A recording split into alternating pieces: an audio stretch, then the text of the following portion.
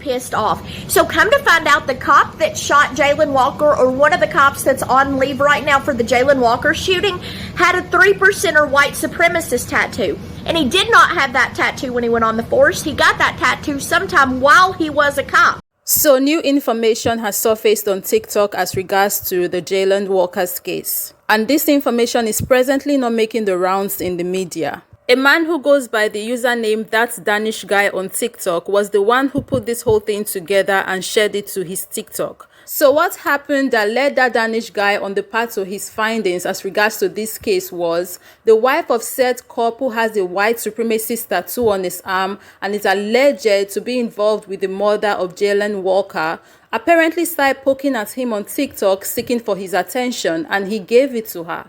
Let's take a look.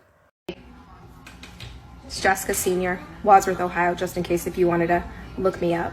If you want my full address, I'll be happy to give it to you. Give out people's addresses to instill fear. And we all know the only reason why people instill fear in other people is to control them. And while I could possibly be putting a target on my back, I don't give a flying f. I am done living in fear. Guess what, buddy? I fed my dad ivermectin while he was in the hospital, upon his request, of course. And then I showed everybody how they could purchase it.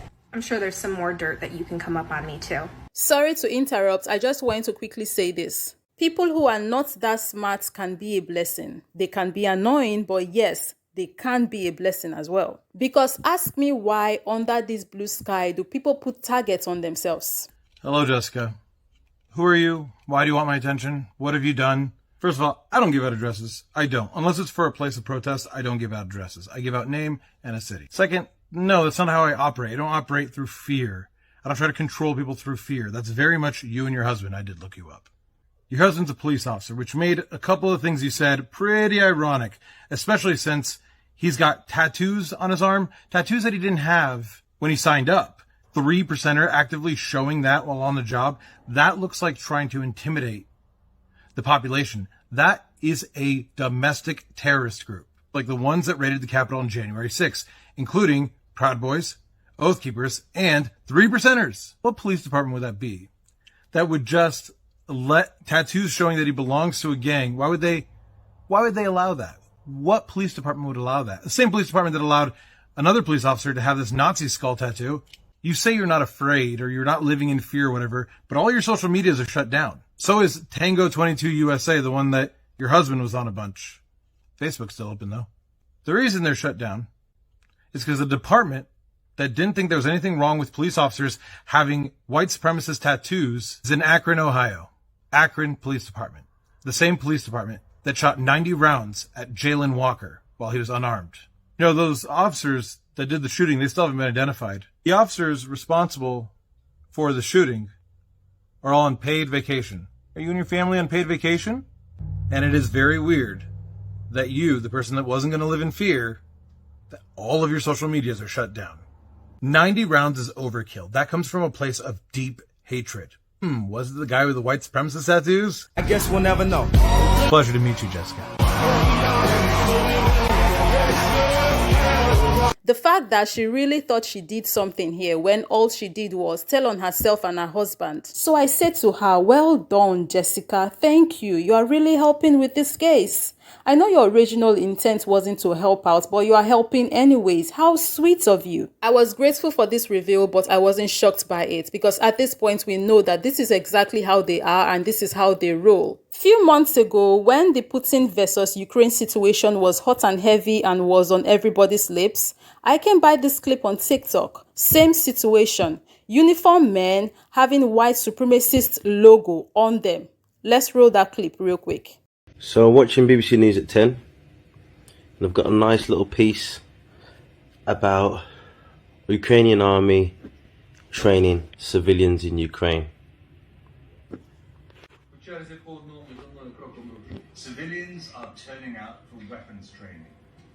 Lesson over, the guns are returned.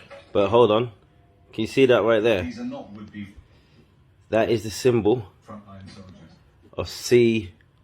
That symbol there is a symbol of C14, a neo-Nazi group in Ukraine that were famous, or infamous, sorry, for carrying out pogroms against Romani people in Kiev, also attacking left-wing groups as well as LGBTQ groups. Also, they celebrate Hitler's birthday, and this group is presented uncritically on BBC News at 10 by Jeremy Bowen. No mention of any of this. At least not yet. I believe that during these times we just learn to be ready. That is what I think. We just Unreal. Absolutely unreal. The whole world's gone mad. Actually, it's just a group of hateful people that have gone mad, and since we encountered them and had to start dealing with them, it's never been the same for us or the planet. Still looking at things and following JAYLAND Walker's case, I hope he gets the justice that he deserves. And I hope, dear brother, that you are resting now and that you are in peace. My thoughts and prayers continue to go out to his family. I hope they find the strength to continue going on. Okay, let's talk about the 3%ers being anti-government, because I am going to love this video as much as other people are. Okay, so the 3%ers like to say that they're anti-government and they're not white supremacists. But do you know when they were formed? In 2008, when Obama was running for office, that's when they became anti-president of the United States of America. And do you know whenever they decided that they weren't anti-president of the United States of America anymore, when that orange fuck took office, then they were deep-throating that motherfucker just as much as they could while they were talking about how they were anti-government. And they definitely weren't anti-government because they were putting that government motherfucker shit all over their trucks and driving laps around the goddamn Walmart parking lot. So they can pretend like they aren't white supremacists, but they're only anti-government when there's a black man running our government.